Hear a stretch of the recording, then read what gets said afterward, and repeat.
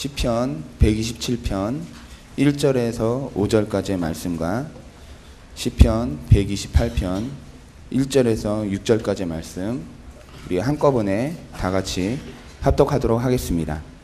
야훼께서 집을 세우지 아니하시며 세우는 자의 수고가 헛되며 야훼께서 성을 지키지 아니하시면 파수꾼이 깨어 있음이 헛되도다.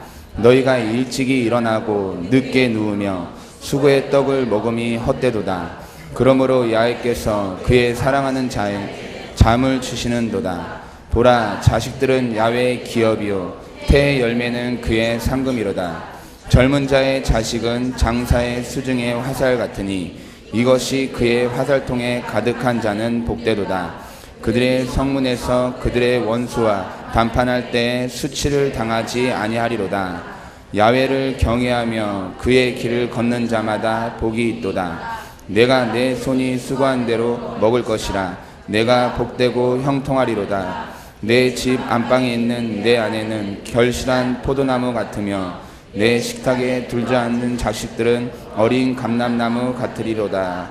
야훼를 경외하는 자는 이같이 복을 얻으리로다. 야훼께서 시온에서 내게 복을 주실지어다. 너는 평생에 예루살렘의 번영을 보며 내 자식의 자식을 볼지어다. 이스라엘에게 평강이 있을지어다. 오늘 말씀을 나누기 전에 함께 찬양 드리고 싶은 것은 바로 서로가 서로를, 특별히 우리 자녀들을 함께 축복하면서 당신은 사랑받기 위해 태어난 사람입니다.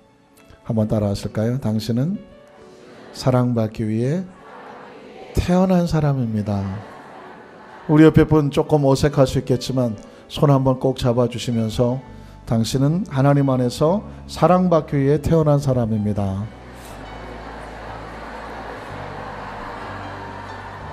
확신하십니까? 이제 한번 축복하며 찬양하겠습니다.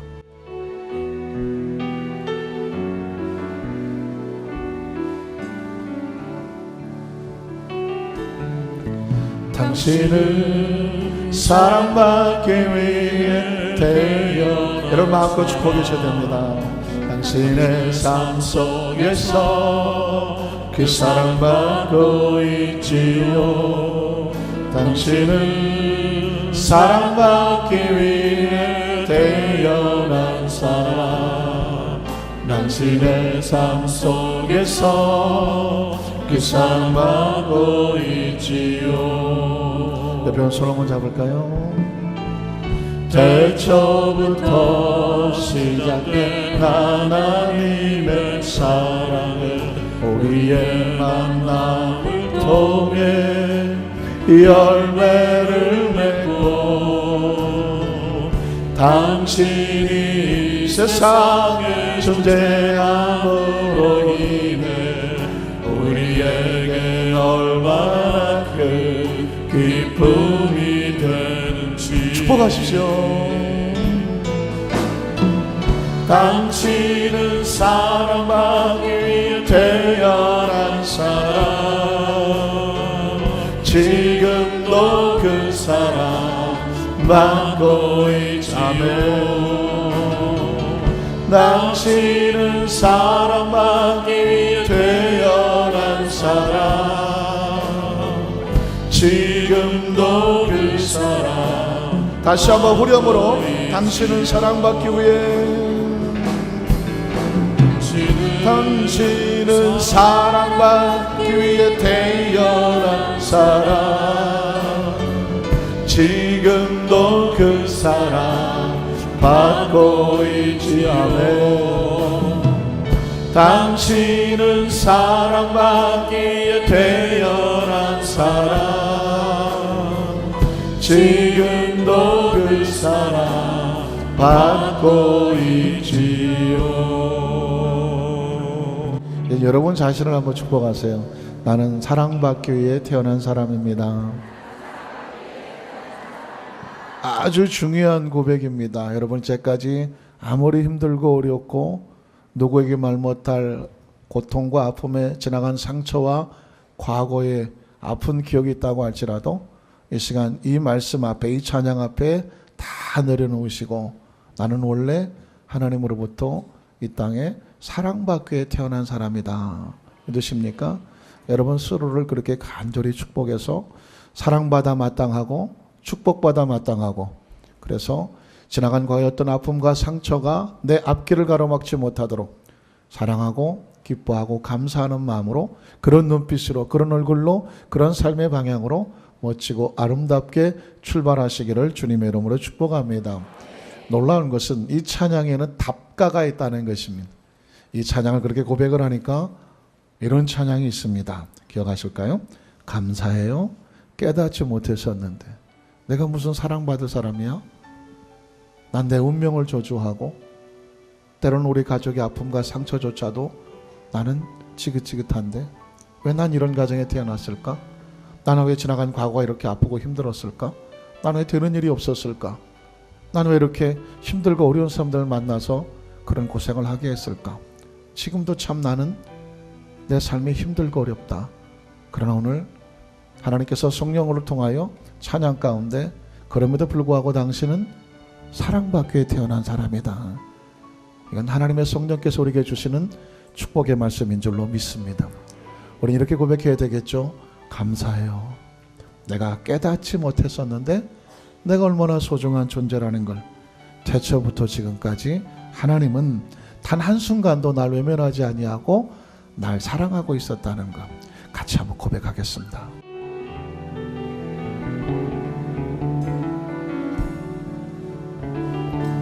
감사해요. 깨닫지 못했었는데 내가 얼마나 소중한 존재라는 걸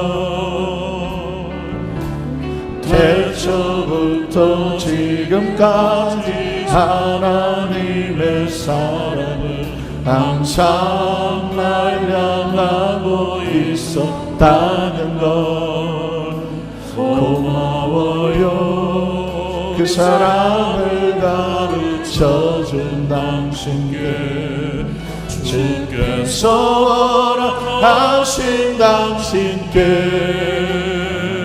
그리스도의 사랑으로 더욱 섬기며 이제 나도 세상에 전하리. 당신은 사랑받기 위해, 당신은 사랑받기 위해, 그리고 그 사랑 전하기 위해 주께서 택하시고 이 땅에 심으셨네. 또 하나의 열매를 팔았네. 감사해요. 감사해요. 깨닫지 못해서 내가 얼마나 소중한 존재라는 걸, 내가 얼마나 소중한 존재라는 걸 태초부터 지금까지 하나님의 사랑은 항상 날 향하고 있었다는 걸, 고마워요. 고마워요. 그 사랑을 가르쳐준 당신께, 주께서 허락하신 당신께 그리스도의 사랑으로 더욱 섬기며 이제 나도 세상에 전하. 우리 서로 한번 축복할까요? 당신은 사랑받기 위함에, 그리고 그 사랑 전하기 위해 주께서 택하시고 이 땅에 심으셨네. 또 하나의 열매. 당신은 사랑받기 위해, 당신은 사랑받기 위함에, 그리고 그 사랑 전하기 위함에 주께서 택하시고 택하시고 이 땅에 심으셨네. 또 하나의 영. 우리 두 손을 가슴에 얹고 자신을 당신은 사랑받기 위해 그리고 그 사랑 전하기 위해 주께서 택하시고 이 땅에 심으셨네. 또 하나의 열매를 바라시며. 우리 잠시 한번 묵상으로 기도할까요? 여러분 깨닫고 계셨었나요? 우리 모두가 하나님으로부터 사랑받기 땅에 태어난 존재라는 것. 하나님의 사랑은 태초부터 단 한 번도 우리를 향하여서 멈춘 적도 없고 외면한 적도 없고 딴청을 하신 적도 없고 뒤돌아서신 적도 없었다는 걸. 이 땅에 또 하나의 열매를 바라시며 나를 이 세상에 보내어 주셨다는 것. 이제 우리의 남은 생애에 반드시 해야 할 일이 있다고 한다면 또 하나의 나와 같이 사랑받기에 태어난 존재를 깨달아 하나님의 자녀로 인도하는 사명이 우리에게 있다는 것. 가정의 달을 맞이해서 사랑하는 우리 가족들은 예수님 안에서 이 사랑을 다 깨닫고 있을까요?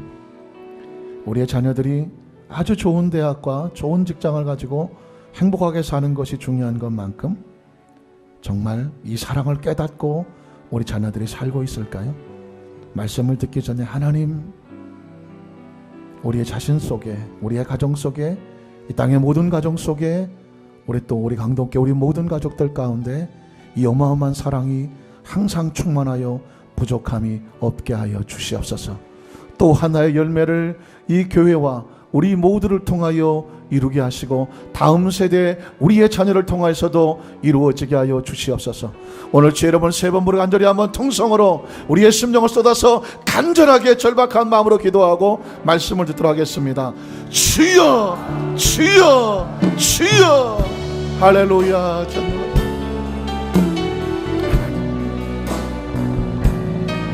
우리의 존재 자체가 이 땅에 무의미하게 태어난 존재가 아니라는 사실을, 처절한 절망과 좌절과 낙심 속에서 이 막막한 대의를 흘러가는 처절한 희망도 없고 비전도 없는 꿈도 없는 그런 존재가 절대로 아니라는 것.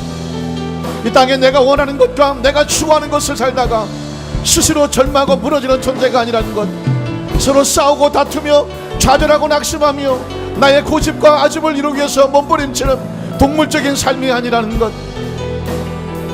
오늘 주님께서 우리에게 깨닫게 하시는 것은 이 땅에 태어난 존재의 목적은 사랑받기 위해 태어났으며 하나님의 사랑을 경험한 하나님의 열매로서 이 땅의 삶을 살아가면서 또 하나의 열매를 맺으며 잃어버린 자를 찾아내며 사랑을 전하고 증거하며 사랑을 실천하며 사랑 속에 살아가며 우리의 존재를 깨달았던 것처럼 우리의 자녀들에게도 하나님의 사랑과 이 존재의 의미와 존재의 가치와 하나님의 사랑밖에 존재하는 또 하나의 열매를 맺기 위해서 우리에게 사랑을 주셔서 사랑하게 하시는 우리의 자녀들에게 이 은혜와 은총이 임하게 도와주시고, 아버지, 우리 교회와 이 대한민국의 모든 가정들이 사랑으로 회복이 되고 치유되고 온전해지도록 주여 우리의 심령을 통곡하게 하소서. 우리의 심령이 간절하게 하시옵소서. 우리의 심령이 절박하게 하시옵소서.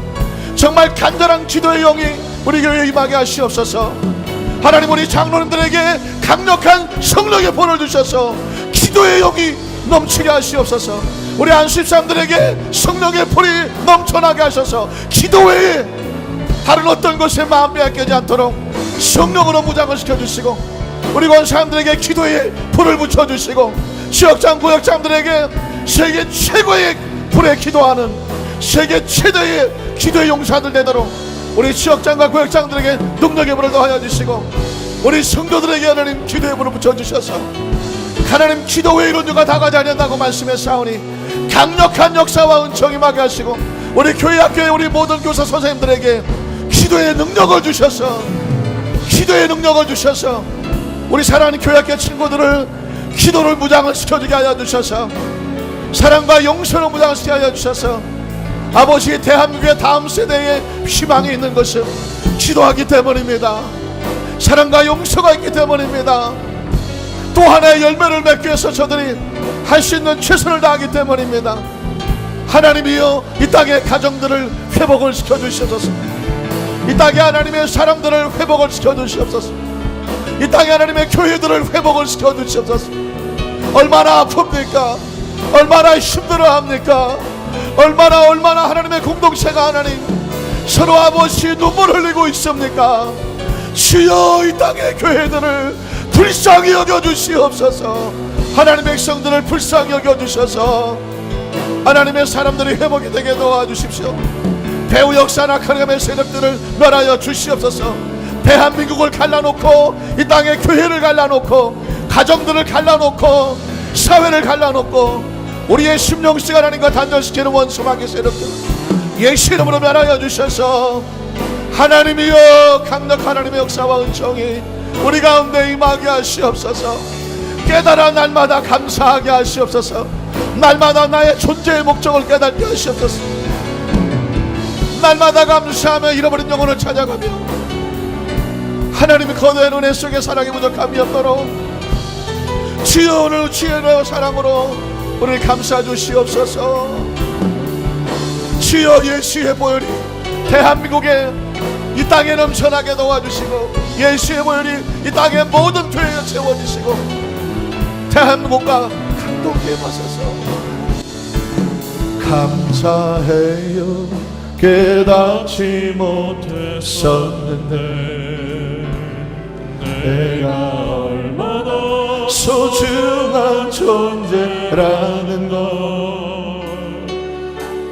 태초부터 지금까지 하나님의 사랑을 항상 날 향하고 있었다는 걸 고마워요. 그 사랑을 가르쳐준 당신께 주께서 허락하신 당신께 그리스도의 사랑으로 더욱 섬기며 이제 나도 세상에 전하리. 우리 서로 축복합니다. 당신은 사랑받기 위해 그리고 그 사랑 전하기 위해 주께서 택하시고 이 땅에 심으셨네. 또 하나의 열매를 바라시며.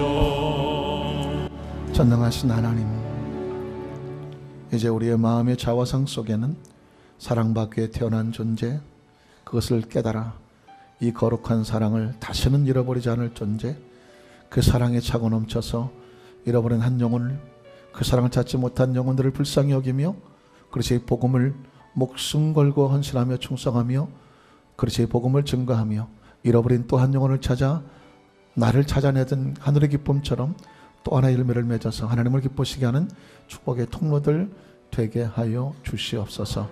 오늘 우리가 이 밤에 하나님 말씀 붙잡고 기도할 때 강력한 영적인 은혜가 말할 수 없는 사랑과 은총이 넘쳐나게 하시고 무장되어 세상을 나가서 세상을 거침없이 노도와 같이 휘젓고 다니며 당당하게 흑암의 세력을 물리치고 하나님께서 원하시는 마음껏의 사역을 펼쳐나가는 우리 강동교회 성도들, 우리 다음 세대 우리 하나님의 교회 학교 학생이 될 수 있도록 그렇게 인도하여 주시옵소서. 예수님 이름으로 간절히 축복하고 기도드리옵나이다. 아멘. 우리 한 번 더 축복하실까요? 하나님 당신을 사랑하십니다. 나도 당신을 사랑합니다. 할렐루야. 한번 따라 하실까요? 하나님을 경외하는 가정의 축복.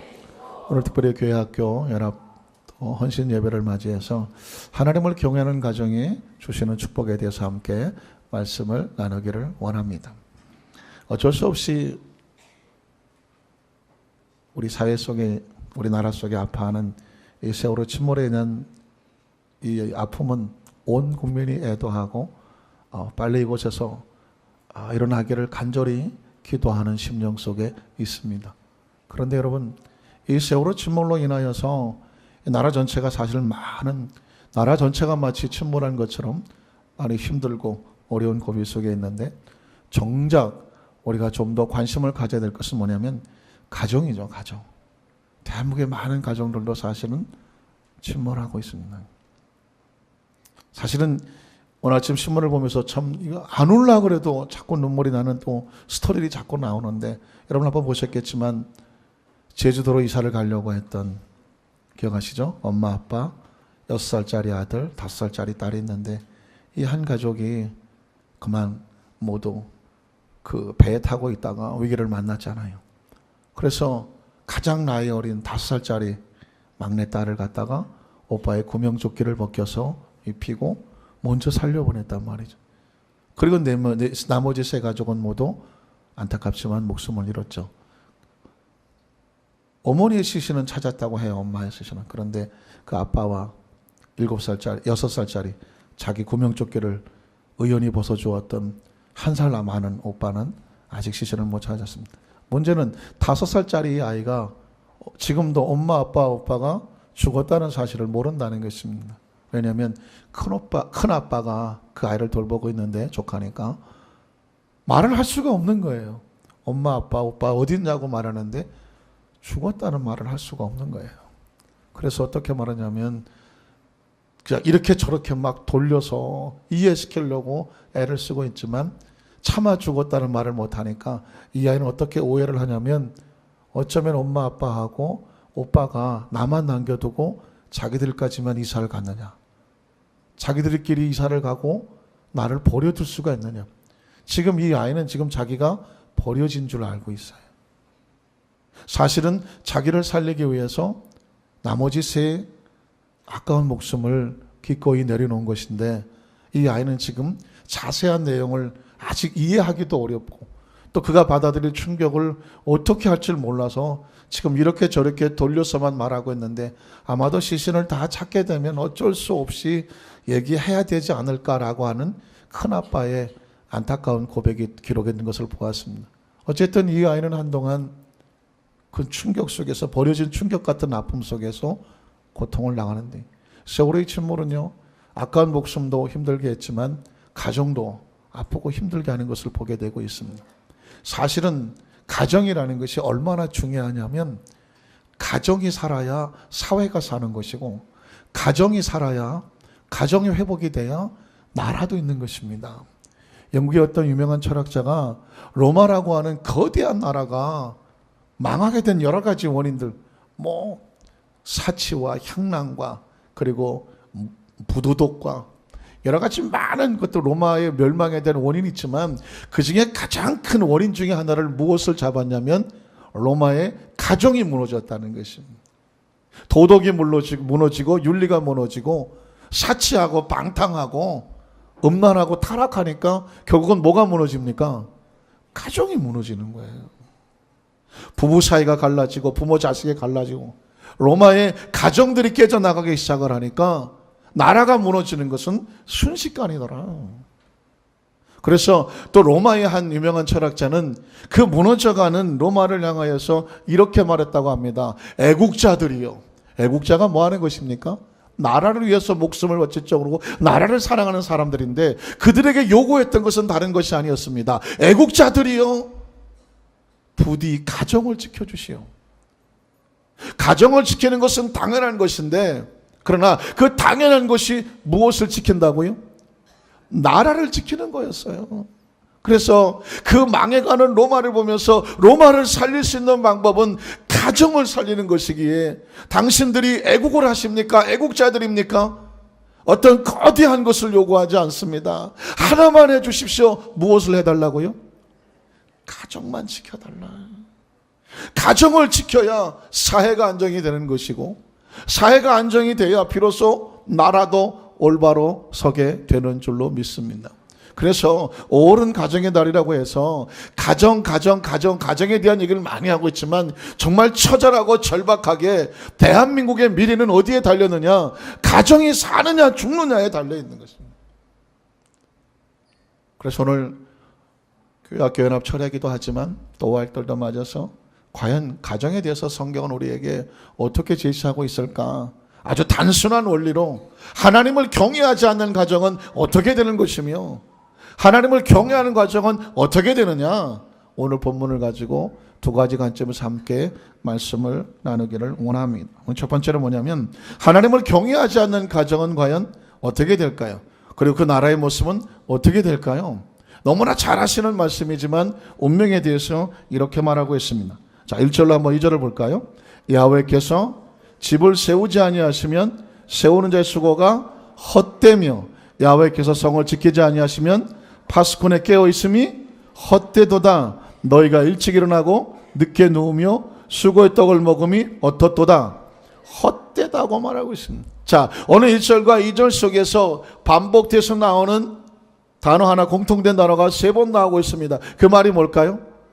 헛되도다입니다. 헛되도다. 그러니까 최선을 다해서 노력했지만 그것이 어떤 근본 원리 원칙에서 벗어나면 아무리 쌓아 놓아도 열매가 없고 결과가 없고 무의미하다는 것입니다. 저는 제가 미국에서 목회하면서 혹시 제가 한번 말씀드렸던 기억이 있어요. 미국에 신방을 갈 때는 주로 저녁에 많이 가게 되고 보통 차를 1시간, 2시간 정도 갑니다. 그러니까 미국에서 1시간, 2시간은 그냥 기본적인 거리. 우리 요 옆에 살아요. 여기 옆에 한 20분, 10분 거리 집에 살아. 그러면 굉장히 가까운 곳이거든요. 그런데 1시간 정도 거리면 가까운 곳이에요. 왜냐하면 워낙 넓은 땅덩어리니까 뜨문뜨문 살다가 보니까 차를 타고 오면 1시간, 2시간이. 저녁에 신방을 가려고 하면은요, 퇴근하고 이렇게 가야 될 상황이니까 1시간, 2시간 사실 밤에 운전하고 찾아간 데는 만만치 않은 거리예요. 그런데 저 미국에 간 지 얼마 안 돼서는 여러분 혹시 아시겠지만 미국은 주소를 가지고 찾아가요. 내비게이션도 없을 때였으니까. 주소도 숫자로 가는 거예요. 자, 60번 도로가 60번이에요. 사우스 웨스트. 자, 남쪽이냐, 서쪽이냐, 동쪽이냐, 북쪽이냐. 그래서 W, E, N, S 이런 거 해갖고는 60번에 웨스트로 내려서 80번을 갈아타고 거기서 노스를 갔다가 어디서 빠지고 이런 그것만 가지고 찾아가는 거예요. 근데 길을 잘 해놨기 때문에 그것만 가지고 찾아가요. 그런데 한 번은 제가 참 눈물을 흘리며 운전을 한 적이 있었는데 분명히 저는 웨스트라고 생각했어요. 그래서 우리 사람은 또 제가 뻔히 알 거라고 생각을 하고 말도 안 했어요. 웨스트만 찾아갔어요.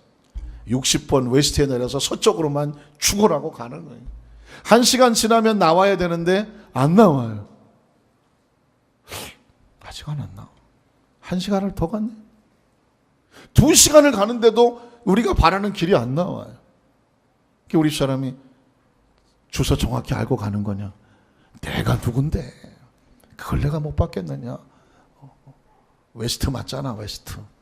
우리 사람이 미국에서는 운전을 하면 옆 사람이 조수 역할을 똑바로 해야 돼요. 뚝 보더니 이스트인데요. 그러니까 저는 서쪽으로 가고 있는데 거기 주소에는 이스트라고 써 있는데 제가 순간 이스트인데 그걸 어떻게 잘못 생각했는지 웨스트라고 생각을 한 거예요. 그러니까 그동안 2시간 달려간 거는 전부 헛고생이에요. 부랴부랴 전화를 했어요. 거기서 난리가 나서 1시간 지났는데도 안 와. 그래서 제가 여차 저차 그랬더니 기다릴 테니까 편안하게 오세요. 어차피 저녁 먹고 하려고 그랬는데 저녁 먹고 있을 테니까 오시라는.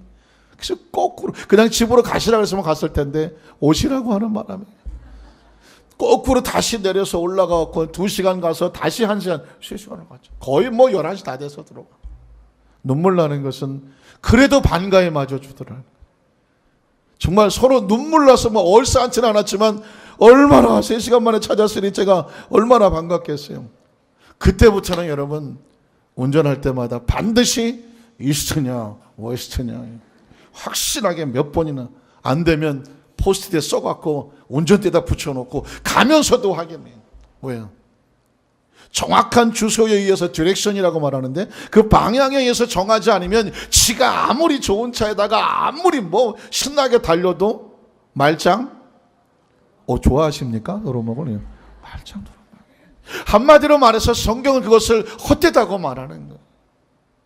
이 정도는 아무것도 아니죠. 저는 엊그저께 또 신문 보고 깜짝 놀랐어요. 아산에 보내 충남 아산에 저희 집사람 뭐 원장으로 있는 고아원이 아산에 있었는지 몰라서 아산 그러면 또 뭔가 있나 보게 되는데 혹시 보셨습니까? 오피스텔 같은 것을 갖다가 두 동을 지어 놓았는데 한 동이 어떻게 됐어요? 이건 피사의 사탑도 아닌데 기울어서 거의 45도로 기울은 것 같아요. 가만 놔두면 엎어질 것 같아요. 아직 분양도 안 하고 입주도 안 하고 새 건물인데 집안이 잘못되고 건축이 뭐가 잘못됐는지 이게 원칙을 무시했는지 45도로 기울었어요. 들어갈 수 있습니까? 없습니까? 못 들어가죠. 그동안 들어갔던 건 전부 엎어서 부셔야 되는 거예요. 그 옆에 서 있는 거 멀쩡한 거 들어갈까요? 안 들어갈까요? 안 들어가요. 이게 뭐가 언제 엎어질지 모르니까 결국은 뭐냐? 두 개 다 엎어야 돼요. 그리고 기초를 새롭게 하고 단단하게 해서 다시 올라가야 되는 거예요. 가정이 얼마나 행복해야 됩니까? 사회나 나라도 얼마나 행복해야 됩니까? 그러나 원리와 원칙을 어긋나면 정확한 그 법칙과 그 법도 안에서 가지 않으면 그것을 하나님 안에서는 하나님을 경외하고 하나님 말씀 아니라고 말하고 있는데 그것을 떠나서는 아무리 노력해도 절대로 열매를 맺을 수가 없다. 그래서 그것을 헛되다. 왜 이런 얘기를 선호했을까요? 사람은 그렇게 생각하지 않아요. 이거 내가 요번에 하나만 딱 잘하면 눈 한 번만 딱 감고 요번에만 좀 하면 내가 일확천금을 넣을 것 같은 그런 자꾸 욕심과 유혹에 빠지기 때문에 성경은 또다시 원칙으로 돌아오라고 성경은 우리에게 말씀하고 있는 줄로 믿습니다. 여러분 성경은요 이렇게 어려운 책이 아니에요. 창세기부터 계시록까지 한번 자세히 한번 살펴보세요. 딱 한마디를 말한다면 원칙으로 돌아와라요. 그 원칙이 누굴까요? 하나님일 수밖에 없죠. 왜냐하면 우주 만물을 창조하고 그 모든 것을 운행하고 인도하시는 분은 창조주 하나님이신 줄로 믿습니다. 그러니 모든 원칙은 어디서 나오는 거예요? 하나님으로부터 나오는 거예요. 그 하나님부터 나오는 원칙과 맞아 떨어졌을 때 아주 자연스럽게 나갈 수가 있는 것이죠. 그것을 어떻게 말하냐면 평안하게 잠을 잘 수 있다라고 말합니다. 그래서 오늘 2절 하반절에 보면 그러므로 야훼께서 그의 사랑하시는 자에게 사랑하신 자를 다른 말로 바꾸면 마음에 드는 자에게 그거 마음에 드네? 마음에 드는 자가 아니죠. 하나님을 감정으로 해석하면 안 됩니다. 사랑하신다는 얘기 뭐냐면 경외함으로 하나님과의 원리와 원칙이 맞아서 하나님 안에 거하는 자, 그 사람에게는 무엇을 주십니까? 잠을 주시는. 잠이라고 하는 것은 무엇을 말할까요? 평안함을 말하는 것입니다. 제가 주소가 잘못되는 사실을 아는 순간 그 다음부터 제 마음이 어땠을까요? 불안하죠. 다시 돌이켜서 이제 방향을 잡았다라고 생각해서 가는 순간 시간이 좀 걸리고 힘들고 피곤하긴 하겠지만 마음은 이제 편안해진 거죠. 그런 거예요. 우리가 잘못된 것을 몰랐을 때는 자기 스스로 착각에 빠져서 평안할지 모르겠지만 자기가 잘못됐다는 것을 알게 되는 순간에는 마음은 불안해요. 잠을 잘 수가 없어요. 그러나 이제 잘못했지만 돌이켜 오려고 원칙으로 돌아오면 이제는 편안해지는 것입니다. 그래서 사람은 절대로 선악과를 따먹고 좋은 옷을 입고 있다고 해서 편안해지는 것이 아닙니다. 누구와 관계가 올바로 서야 되죠? 하나님과의 관계가 올바로 서야 돼요. 이건 뭐 귀에 못이 박히도록 들은 것이고 그걸 내가 몰라 그렇게 말씀을 하셔도 이것밖에 없어요. 이게 하나님 앞에서 사는 길인 줄로 믿습니다. 자, 그래서 두 번째는 뭐냐면 그렇다면 하나님을 경외하는 가정과 나라의 축복은 무엇이냐. 그래서 시편 127편에서 바로 128편으로 넘어오는 건데 재밌는 사실은 127편과 128편은 서로 대조, 대비, 비교하고 있다는 것입니다. 자, 하나님을 경외하는 가정의 첫 번째 축복은 무엇일까요? 먼저 첫 번째, 하나님을 경외하는 원리가 나오고 있습니다. 1절을 한번 읽어볼까요? 야훼를 경외하며 그의 길을 걷는 자마다 복이 있다고 말했습니다. 자, 길이 뭐예요? 길을 한문으로 길도라고 말합니다. 길도라고 말하는데 도라고 하는 것은 여러 가지로 해석할 수 있죠. 도는 원리가 되고 원칙이 되고 근본이 되고, 그렇죠?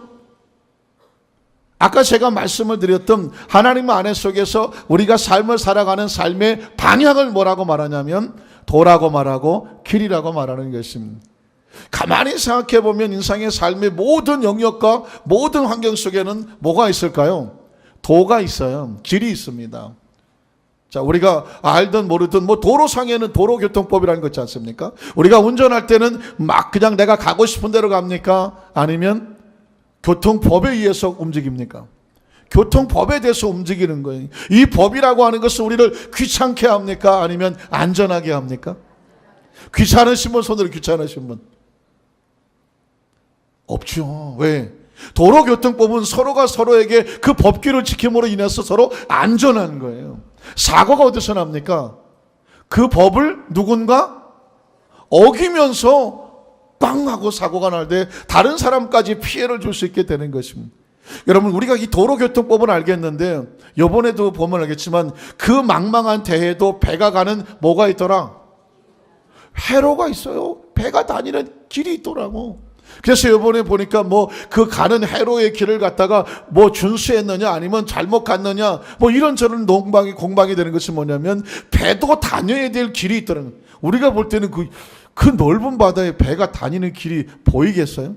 그러나 그 회로대로 가지 아니하면 암초도 있고 다른 배들과 부딪혀요. 우리가 보통 사람이 볼 때 도무지 이해가 안 되는 건 뭐냐면 그 막막한 넓은 바다에 큰 배들이 지들끼리 부딪히는 사고가 나면 우린 잘 모르니까 저 바보 아니야? 저 바보? 아니 배가 왜 부딪혀? 배가 그 넓은 데서. 그런데 어떤 사람은 그 회로를 가고 어떤 배가 회로를 어기면 부딪히는 사건이 벌어지더라고요. 공중에도 그 넓은 하늘에 뭐가 있어요? 항로가 있어요. 그러니까 비행기도 지 마음대로 날아가면 안 되는 거예요. 비행기가 다니는 길이 있더라고요. 이게 상상이 안 되잖아요. 마찬가지로 이 넓은 우주 가운데서도 인생이 살아가는 길이 있는 거예요. 그래서 예수님께서 이 땅에 오셔서 요한복음 14장 6절에 자신을 뭐라고 말합니까? I am the way 하잖아요. 내가 길이야. 그 어렸을 때는 제가 성경 읽으면서 뭔 말이야 이게.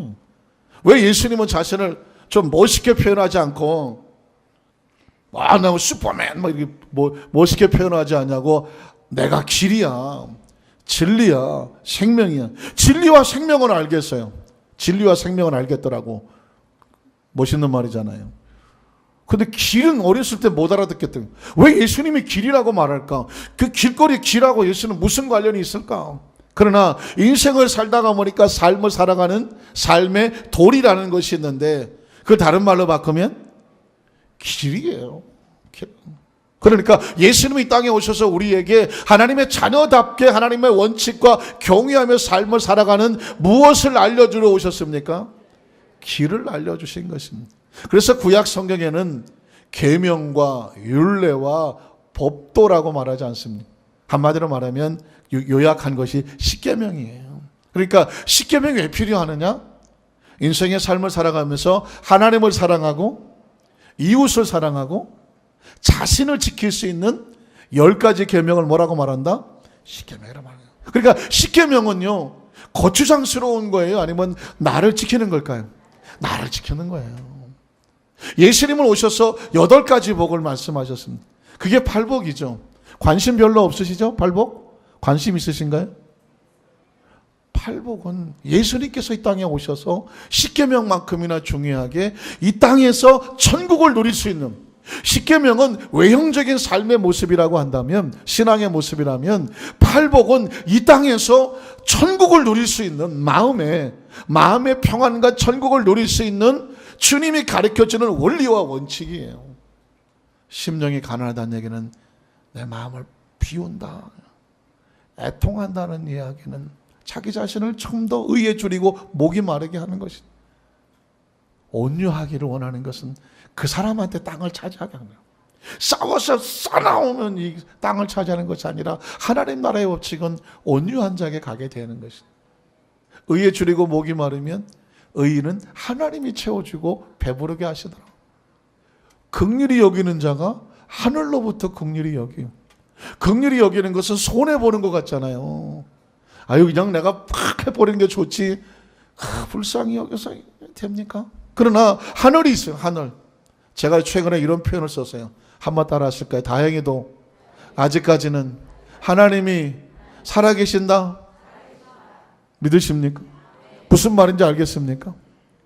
아직까지는 하나님이 살아계신다는 얘기는 뭐냐면, 사람들은 하나님에 대한 존재의식을 자꾸 잊어버리잖아요.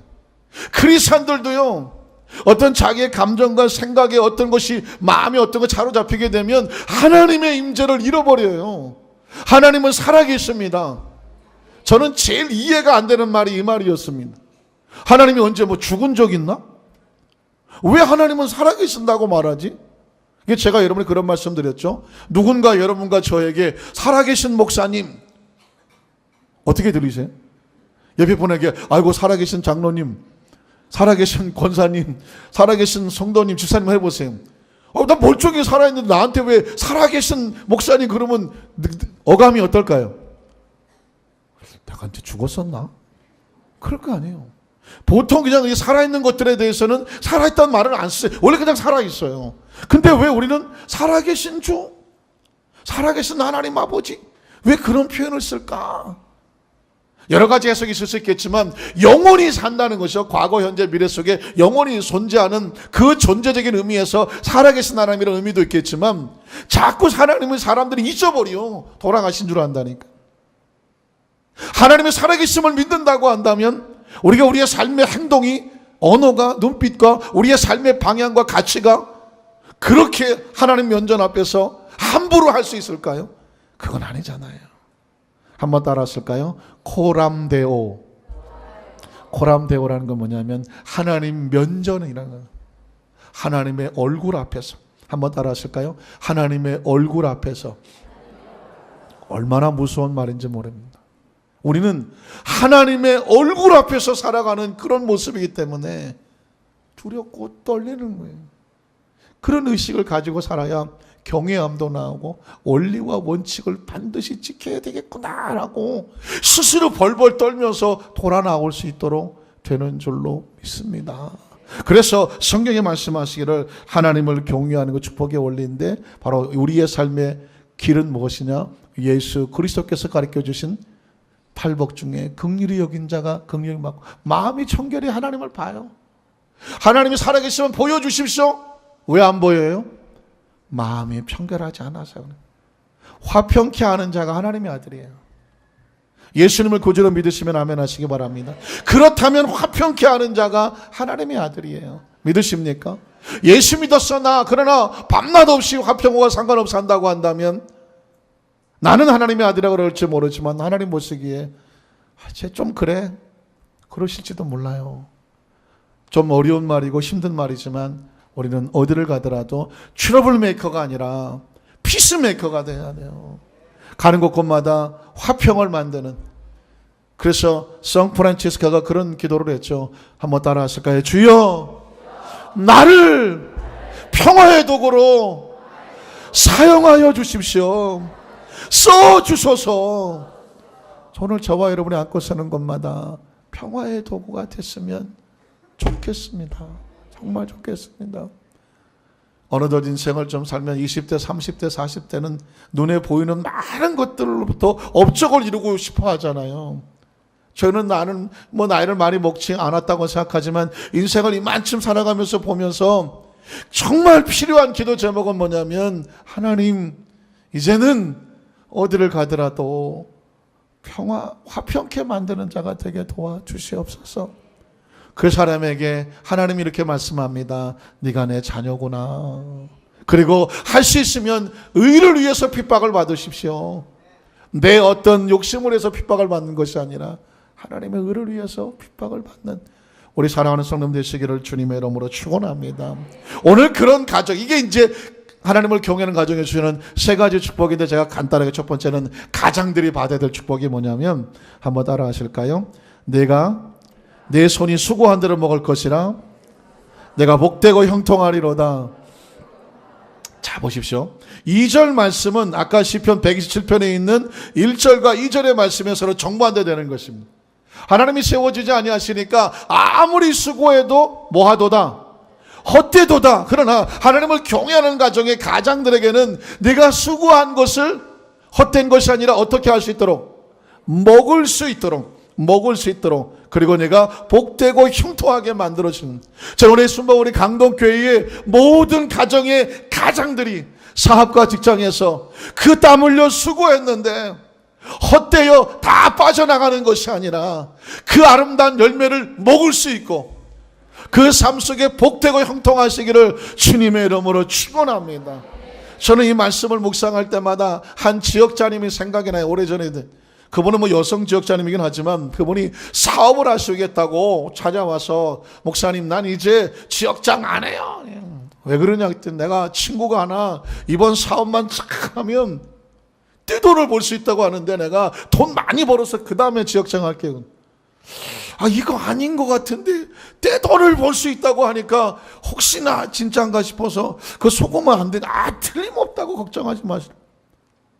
그래서 안 되는 것 같은데 이분이 워낙 뭐 그렇게 말씀을 하시니까 알았다고. 그래서 돈을 여기저기 빌려서 돈을 가지고 물건을 잔뜩 사다가 베란다에다 싸놨어.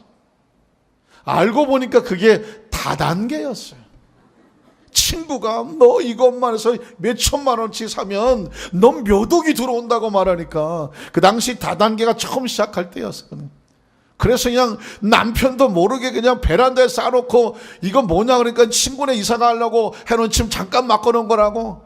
그리고 그냥 막 포재기로 다 뒤집어 써놓고, 나중에 그거 잔뜩 사다 놨는데 사가는 사람 있을까요 없을까요? 돈은 여기저기서 빌렸었는데 물건은 잔뜩 싸놓고 꽂은 돈 내놓으라고는. 그래서 남편한테 말하고 얼마나 고생을 했겠습니까? 나중에 코가 석자가 되고 와서, 나는 이건 내 힘으로 잘하면 떼돈을 벌 줄 알았는데 떼돈은 둘째치고 써먹지도 못하는 물건은 베란다에 잔뜩 써놓고 나는 지금 빚더미에 앉아서 지금 고생하고 있다. 정신이 번쩍 나더라고요. 하나님이 함께하지 않는 사업은요, 아무리 수고해도 나중에 보면 없어요. 그래서 가장 좋은 축복이 뭐냐? 내가 수고한 것을 먹을 수 있다는 축복입니다. 복되고 형통해져. 그리고 그 가정의 아내들에게 주시는 축복은 뭐냐면, 아내의 축복도 정말 중요합니다. 3절에 보면 내 집 안방에 있는 내 아내는 무슨 포도나무 같으며 결실한, 삐쩍 마른이 아닙니다. 결실한 포도나무. 이 결실한 포도나무는 사랑과 만족과 기쁨이. 기억하십니까? 좋은 아내를 얻은 사람은 천군 만마를 얻은 것보다 더 큰 축복을 받았다고 말합니다. 근데 주로 이쪽에서 아멘이 많이 나오는데 이쪽은 포기하셨나요? 저는 우리 강동교회의 남성 동지 여러분들이 천군 만마보다 더 귀중한 축복을 받는 그런 축복이, 그런 남성들, 남편인 것을 믿습니다. 근데 이쪽에서 아멘이 더 정말 중요한 거예요. 아담은 에덴이라고 하는 어마어마한 축복을 받았으나 누굴 잘못 만났어요? 마누라를 잘못 만나고 하루아침에 배가 망신했다는 거예요. 여러분, 굉장히 그냥 우스운 얘기 같지만 부부가 얼마나 중요하느냐. 차라리 혼자 있으면 혼자 결정, 혼자겠지만 둘은요, 같은 마음이 있으면은 그 축복이 빼로 늘어날 수 있지만, 부부가 따로 마음이 갈라져 갖고 잘못 정보가 들어와서 그것이 옮겨지게 되면 에덴의 잘못된 축복은 가정이 무너진 것입니다. 엄밀히 말하면 가정이 무너져서 축복도 잃어버린 거죠. 만약에 아담이 하와가 선악과를 들고 왔을 때 아니라고 하나님 말씀에 근거해서 당신이 그러면 안 된다고, 지금이라도 나와 같이 하나님 앞에 나가서 잘못을 회개하고, 하나님 우리가 잘못 알고 그랬으니 내 아내를 용서해 주시고, 저도 관리를 잘못했으니 저도 용서해 주시고, 하나님과의 관계가 뭐 하기를 원합니다? 회복되기를 원합니다. 그래야 기회가 있는 거죠. 아내가 준다고 그것이 무엇인지도 모르고 하나님 말씀보다는 아내를 덜커덕 믿고 그것을 입에다 놓은 거잖아요. 그냥 덤태기로 같이 넘어가 버리고 말았어요. 그래서 아내도 복을 받아야 돼요. 내 아내는 결실한 포도나무 같다. 하나님 말씀과 사랑과 그것이 영적인 분별력이 있어서 남편을 잘 내조하고 자녀들도 오면은 잘 품어주고. 저는 여러분 눈물로 기도하는 어머니가 있는 가정의 자녀가 절대로 망하지 않는 것을 믿습니다. 저는 어려서 저희 어머니가 저를 항상 데리고 예배를 다니셨어요. 지금 생각해 보니까 뭐 어머니도 저를 의지하고 또 저를 뭐 훈련시키려고 그랬는지 모르겠지만 아주 초등학교 때 어린 나이에 어머니가 가는 예배는 다 따라다녔어요. 지금 생각해 보니까 예전에 어디야 뭐 삼각산 무슨 야외 집회라고 뭐 큰 집회도 그냥 끌려다녔던 기억이 나요. 주일날 아침에 가서 일찌감치 나가서 성가대 하시고 본가하시는데 거길 또 끌려가서 앉아서 성가대 훈련은 이미 어렸을 때 배웠다니까요. 초등학교 때 이미 찬송가 다 뛰었다니까요. 왜냐하면 저녁 예배까지 가서 앉아있으니 뭐 어린 나이에 졸고 있지만 찬송가 다 들려. 그래서 어렸을 때 이미 찬송가, 그때 합동가 찬송가는 1장부터 마지막까지 다 뛰었어요. 몇 장 그냥 다 알아. 지금 생각하니까 이미 어려서부터 하나님께서 신학 공부를 시켰던 것 같아요. 성경은 그때 다 뛰었다니까. 성가대 훈련 다 했죠. 지금도 눈물 나는 것은 도시락을 까면 거기에 어머니가 서툰 글씨로, 뭐 어른들 글씨가 뭐 명필이겠습니까? 성경 구절 하나를 꼬박꼬박 써서 그 도시락에다가 이렇게 놓아놓으셨어요. 어떤 때는 창피하기도 하고 딴 애들 볼까봐, 어떤 때는 그 한 구절이 힘들고 어려울 때는 주먹을 쥐고 한참을 보고 그 말씀을 붙잡고 소리 없이 울면서 기도하기도 하고, 그랬던 매일매일 해줬던 그 성경 구절들, 때로는 정말 힘들고 어렵게 끌려다니기도 하고 때로는 귀찮기도 하고 힘들기도 했던 것 같은데, 결정적으로 나쁜 친구들이 어울려서 어디를 가자고 하는 그 순간에 오면 제 가슴을 치는 것은 뭐냐면 하나님의 말씀이었어요. 여기까지, 더 이상 가면 안 된다. 그래서 그 한창 자랄 시기에 얼마나 나쁜 짓 하고 몰려다니고 정말 할 수 있는 길이 얼마나 많은데도 불구하고 안 되는 거예요. 야 가자. 안 돼 나는. 야 오늘 한 번만 가자. 안 돼 나는. 이걸 가만히 생각하면 제가 무슨 인격이 좋았고 도덕적 양심이 뛰어났겠습니까? 그 청소년에게 다 같이 움직이는 그 상황 속에서, 친구가 최고인 줄 알아야 되는 상황 속에서 제 발걸음을 여기서 스톱하게 만든 것은 어머니의 기도가 있었고, 그리고 그 말씀을 어려서부터 듣게 하셨고 품게 하셨는데, 그것이 아름다운 교육이 되고 그것이 길이 되어져서 여기까지 인도하게 된 줄로 믿습니다. 그래서 어머니가 결실한 포도나무 같아서 자녀들에게 하나님 말씀으로 잘 양육해 주시면 그 자녀가 나갔더라도, 세월이 혹시 지난다고 할지라도 분명히 하나님의 품으로 돌아오게 되는 줄로 믿습니다. 마지막 우리 자녀들에게 주는 축복은 뭐냐면, 여러분 잘 아시는 말씀이지만 한번 따라 하실까요? 내 식탁에 둘러앉은 자식들은 어린 감람나무 같으리로다. 여러분 기도하실 때 하나님 우리 자녀들에게 감람나무 같은 축복을 주시옵소서. 왜? 말씀에 기록됐으니까. 이 감람나무는요, 이스라엘 나라가 척박한 땅이잖아요. 다른 나무가 잘 자라지를 못해요. 그런데 감람나무는 놀라운 능력이 있습니다. 그 척박한 땅에서 견뎌내는 강인함이 있습니다. 그래서 감람나무가 그 이스라엘 땅에 많은 거예요. 세상이 참 팍팍합니다. 요즘 아이들 어떻게 키워야 될지 사실 막 저 자신이 두렵기조차도 합니다. 그러나 하나님 우리의 자녀들을 감람나무같이 앓게 하여 주옵소서. 그 힘들고 어려움 속에서 강인하게 버텨내면서 꿋꿋이 정직하고 이렇게 설 수 있는 우리의 자녀들 되게 하여 주시옵소서. 또 하나는 뭐냐면, 이 감람나무는 다른 나무 같지 않게 곧게 빠르게 자라고 병이 잘 들지 않아요. 워낙 강인한 나무이기 때문에 웬만한 이 벌레들이나 병을 들지는 않아요. 굉장한 축복입니다. 우리의 자녀들이 세상의 삶 속에서 휩쓸리거나 병들지 아니하고 휘어지지 아니하고 똑바로 잘 자라게 하여 주시옵소서. 그리고 또 하나는 뭐냐면, 이 감람나무는 기억하시죠?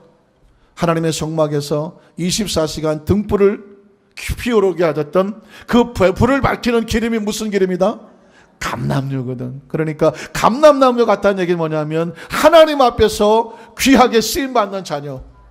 그리고 아시는 것처럼 이스라엘 유대의 풍습은 물이 귀하기 때문에 귀한 손님이 오면 그 얼굴과 머리와 손과 발은 뭘로 닦아주더라? 감람나무 올리브유 기름으로 닦아주고. 그러니까 이 감람나무 같다는 것은 하나님을 기쁘시게 하고 사람들을 기쁘게 하고 빛나게 하는 축복입니다. 저는 우리 강동교회 우리 하나님의 자녀들에게 이 은혜와 축복이 우리 교회학교 친구들에게 임하시기를 주님의 이름으로 축원합니다. 말씀을 정리합니다. 하나님을 경외하는 자는 이같이 복을 받는다고 4절에 말씀을 했고, 그 외에 주는 보너스는 뭐냐? 5절에 야훼께서 시온에서 내게 복을 주시며, 시온이라는 것은 예루살렘 성전이 있는 하나님의 보좌를 상징할 수 있는데, 시온에서 내게 복을 주실지어다 너는 평생의 예루살렘의 번영을 보며, 예루살렘의 성전의 번영, 우리 강동교회가 우리 강동교회의 부흥과 성장과 번영, 이 아름다운 교회에 주시는 축복을 우리 귀한 모든 성도들의 평생에 보는 역사가 있기를 주님의 이름으로 축원합니다. 마지막 6절은 내 자식의 자식을 볼지어다. 그때 당시 평균 수명은 아주 짧았어요. 그러나 제가 보기에 성경을 조금 플러스 할까요? 한번 따라 하실까요? 내 자식의 자식을 볼지어다. 몇 살이에요? 왜냐하면 요즘은 100세 시대니까 보통 3대는 이제 보통이 돼요. 우리 강동교회 성도님들은 4대를 보시기를. 안 나오는데 아멘이. 더블 갑절 축복이니까 어쨌든 장수하며 무병하며 하나님의 평강이 넘치시기를 주님의 이름으로 축원합니다.